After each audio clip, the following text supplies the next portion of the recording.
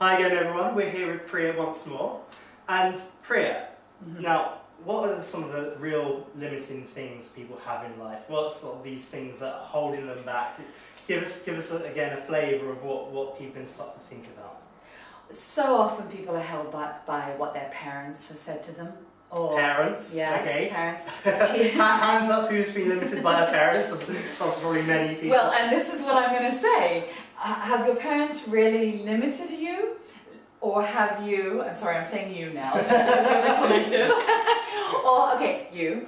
Or have your perceptions of what your parents said, even though what they said was true, but you put your own perceptions and own feelings on them. Yeah. On what they said and how you feel you have to hold yourself up and to them. So you're actually, yeah, so it's how you interpret what's going on here. And so time for reality check. Because that is really what it's about, isn't it? It is. You got this mental filter, you very much see things in the way you want to see it quite often, isn't it? And you interpret things in the way that makes sense to you.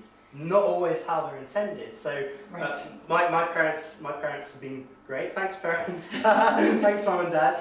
But there are many times in life where we do get limited, aren't there? Where we just get stuck by what we believe that we should be doing.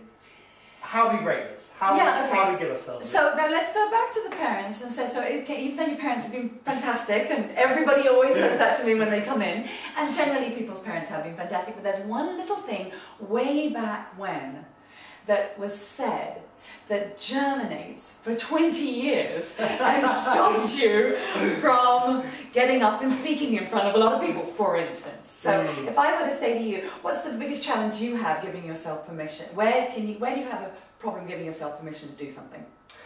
If you do. Well, I can give you an example actually. Okay.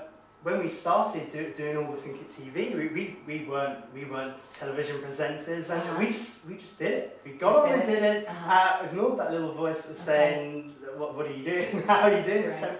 And here we are today. And, yeah. So that's part of it.